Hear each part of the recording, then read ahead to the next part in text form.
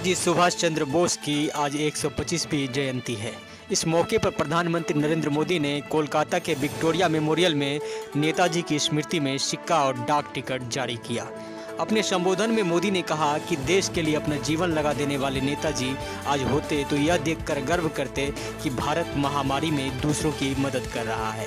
मोदी के कार्यक्रम और बातें इसलिए अहम हो जाते हैं क्योंकि बंगाल में अप्रैल मई में चुनाव होने हैं। इसलिए वे कि इस कार्यक्रम में पश्चिम बंगाल के मुख्यमंत्री ममता बनर्जी भी मोदी के साथ थी। मोदी और ममता में बात नहीं हुई यह अलग बात है, लेकिन जय श्री राम के नारे लगने से ममता एक बार फिर नाराज हो गई और बिना भाषण दिए ही मंच छोड़ दिया। आइए जानते हैं मोदी के भाषण की खास बातें। प्रधानमंत्री बोले, आज के दिन सिर्फ नेताजी सुभाष चंद्र बोस का जन्म ही नहीं हुआ था, बल्कि भारत के आत्मसम्मान का जन्म हुआ था। आज के ही दिन गुलामी के अंधेरों में वह चेतना फूटी थी जिसने दुनिया की सबसे बड़ी सत्ता के सामने खड़े होकर कहा था कि मैं तुमसे आज़ादी मांगूंगा नहीं, छीन लूंगा। मोदी ने कहा कि आज नेताजी देखते हैं कि भारत कोरोना से खुद लड़कर कामयाब हो रहा है, खुद वैक्सीन बना रहा है, दूसरे देशों को वैक्सीन भेजकर मदद भी कर रहा है, तो कितने खुश होते।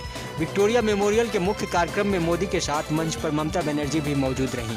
अब तक राज्य में सांस्कृतिक मोर्चे पर दोनों दलों के कार्यक्रम अलग अलग होते रहे हैं। आमतौर पर केंद्र के कार्यक्रमों और बैठकों में ममता मौजूद नहीं रही हैं। अपनी पार्टी के मंच से भाजपा को खरी खोटी सुना चुकी ममता बनर्जी के सामने इस बार पद की गरिमा के साथ साथ पार्टी की छवि बचाने की भी चुनौती थी।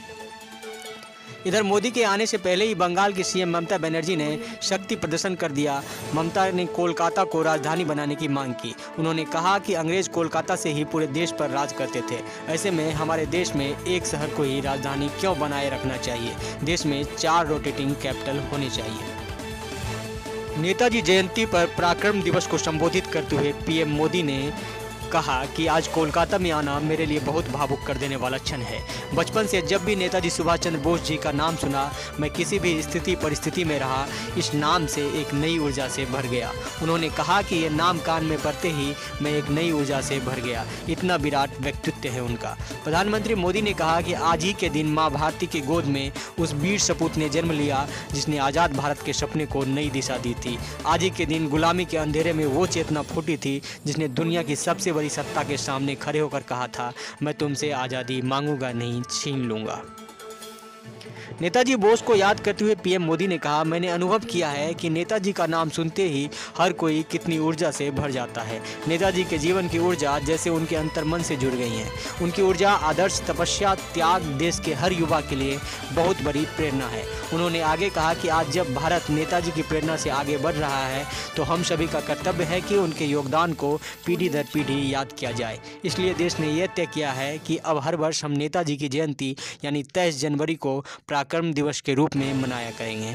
उन्होंने कहा कि आज जब देश अपनी आज़ादी के 75वें वर्ष में प्रवेश करने वाला है, जब देश आत्मनिर्भर भारत के संकल्प के साथ आगे बढ़ रहा है, तब नेताजी का जीवन, उनका हर कार्य, उनका हर फैसला हम सभी के लिए बहुत बड़ी प्रेरणा है। पीएम मोदी ने कहा कि नेताजी ने कहा था कि आज़ाद भारत के सपने में कभी भरोसा मत खोइए।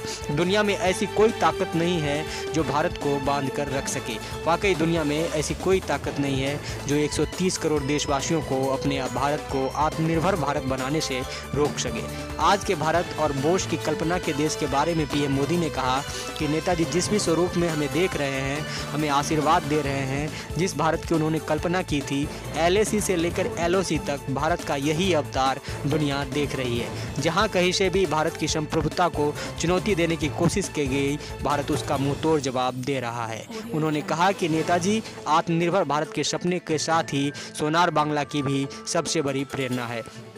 जो भूमिका नेताजी ने देश की आज़ादी में निभाई थी, वही भूमिका पश्चिम बंगाल को आत्मनिर्भर भारत में निभानी है। महानगर मीडिया न्यूज़ के लिए कोलकाता से आकाश राय।